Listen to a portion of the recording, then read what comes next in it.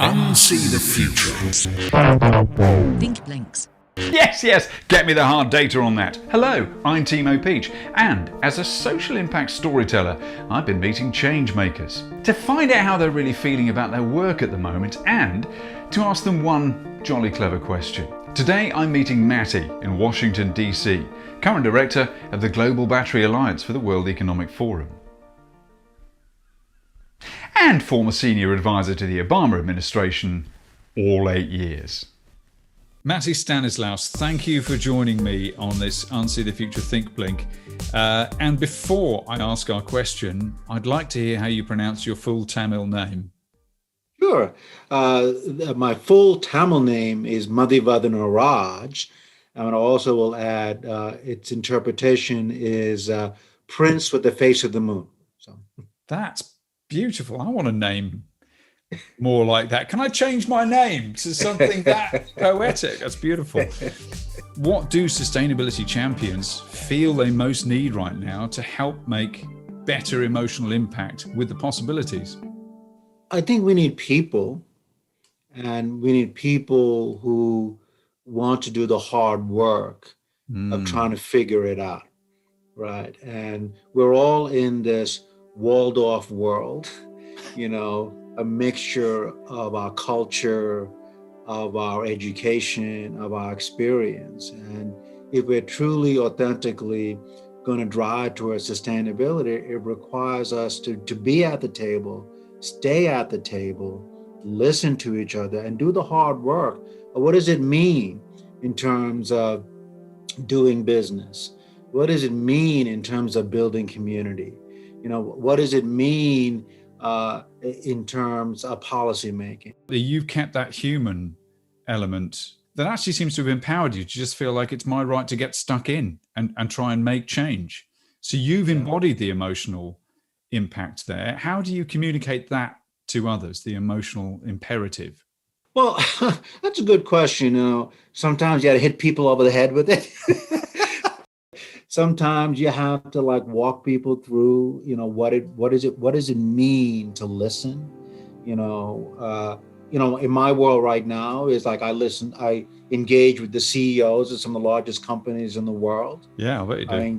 What I tell all of them is we have to be at the table, and we have to not come to the table with our demands.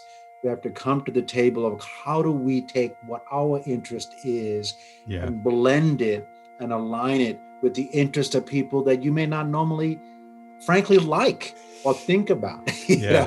What I have learned from others who I stand on the shoulders of a lot of people who are a lot more of inspired leaders than I am. I've learned a lot from them, is that you need to listen, you need to build those small bridges. Sometimes it takes tough one-on-one conversations to then get people to the table to really work together on reframing the world.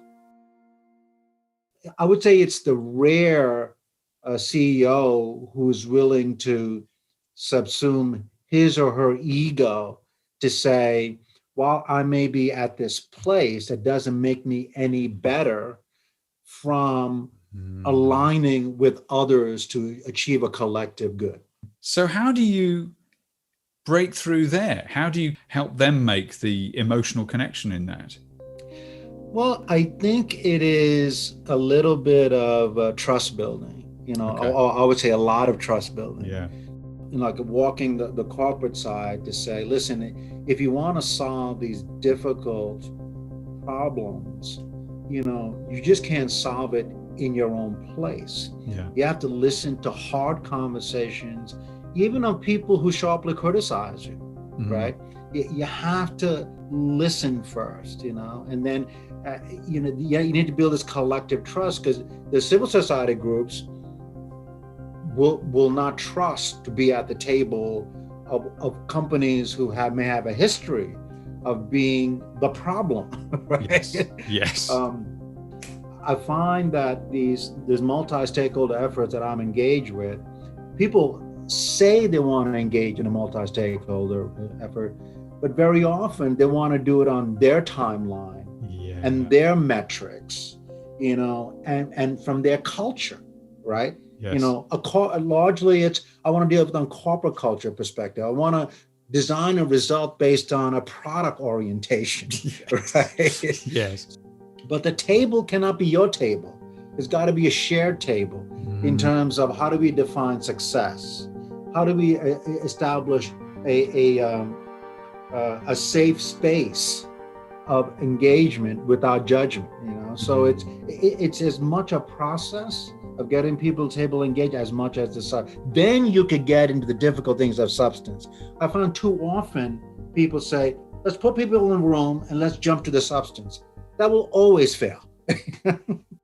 What I'm really focusing on, the communities that are most vulnerable, the most marginalized, if we cannot build a process that ensures that their voice is at the table, then the process will always leave them behind, you know. And the global issues of inequity, from my perspective, is because we're always solving problems around almost like the mainstream of society and not dealing with the most difficult, the communities that have been left behind. Mathy Stanislaus, it's been a great pleasure to meet you and to have a chat this afternoon. Thank you for your time. I do feel more inspired. Thank you. Yeah, Timo, thank you. And this it was a great close of my week. I appreciate this conversation.